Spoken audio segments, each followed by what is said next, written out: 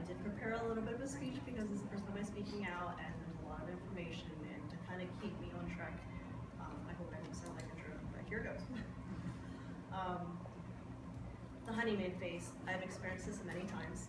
Actually, the more that we were together, the more honeymooning we did. We dined at fine restaurants and danced at clubs. He took me on trips to faraway lands and took me shopping to shops I've never stepped foot in. He promised me moonlight dances and sweet-scented flowers. After we were together for 3 weeks, he said he bought me an engagement ring. He proposed 4 months after that. We were, however, secretly engaged for almost 5 years because he told me his family would not accept me and he hid the ring. We were a classic romance novel. But between the lines of our story, our honeymoons were not what a couple experiences in the first throes of a new exhilarating relationship. It was not puppy love, nor was it true love. Our honeymoon phases were actually textbook examples of the domestic violence cycle. Tension, violence, honeymoon, repeat. I'm not sure when or how we ended up in this cycle. At first, it was very slight. He would get angry, shout, and then he would ask for forgiveness and shower me with feelings of love. Then he started to get angry about my friends, so I stopped being a friend to my friends. He made sure to point out all the flaws of my family with whom I already had turbulent relations with. He would buy me makeup, but when I wore makeup, he was angry and accused me of dolling up for someone else. I couldn't do anything right, and the more I tried, the more I felt like I was creating a tension. Tension, violence, honeymoon, repeat. Became worse and worse with every revolution.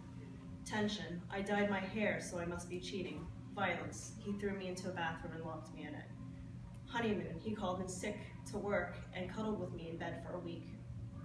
Repeat. Tension, I was going out for a work girls' night out. Violence, he grabbed me and we fought with hands. Honeymoon, he took me out clubbing with just him. Financially, emotionally, socially, physically, mentally, abused with every cycle. To this day, I have difficulty saying I was abused. This is not for shame, but due to my mind. Saying out loud that I was abused feels wrong, but right at the same time.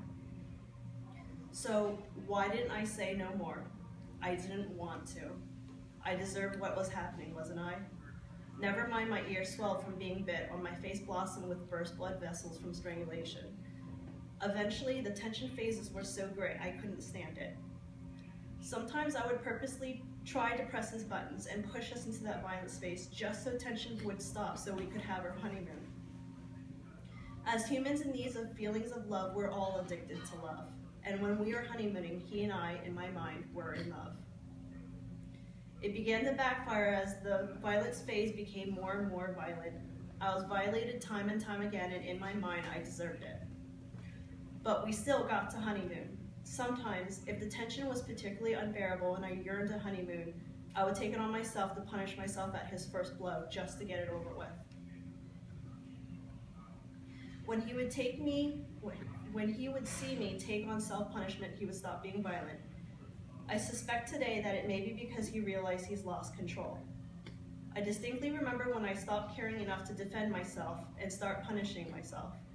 I know what I did and how much it hurt, and I didn't care.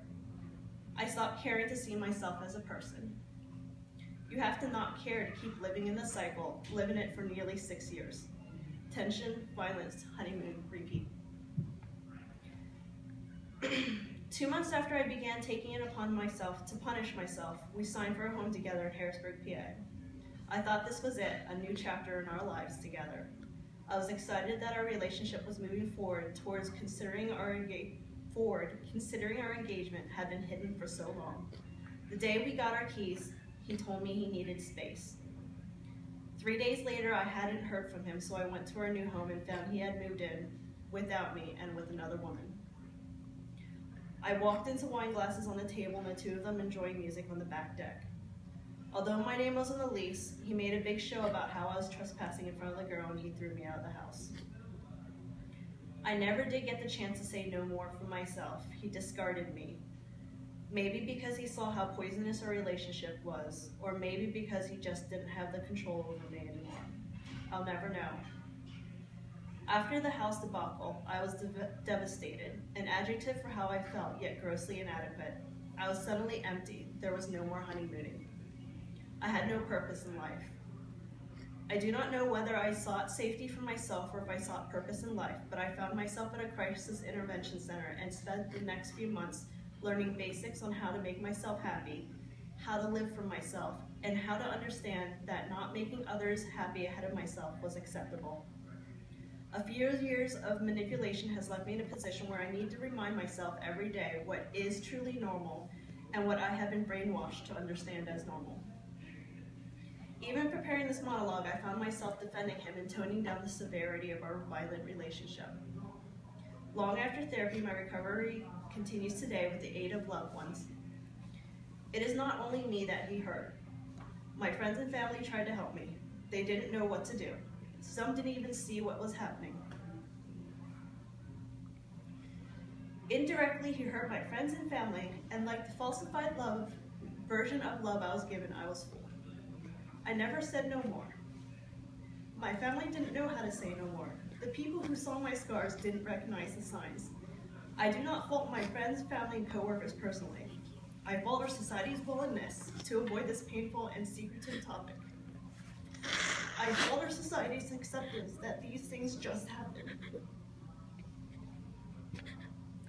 I fault our society's acceptance to take abuse lightly.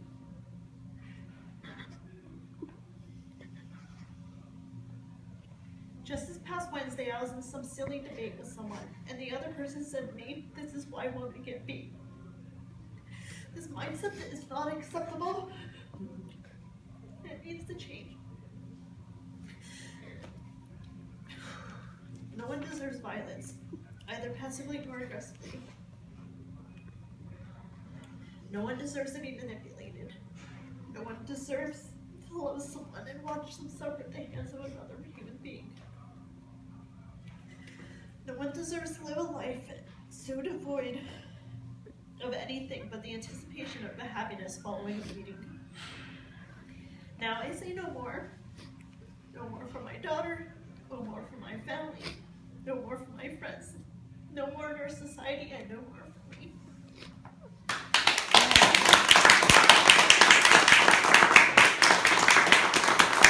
Can I give you a hug? Can I give you a hug?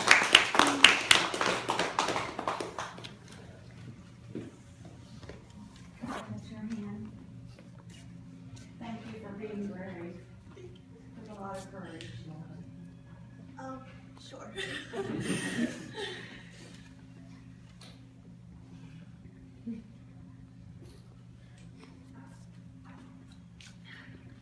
I think obviously I speak for everybody when I say thank you so much for sharing that, and I think that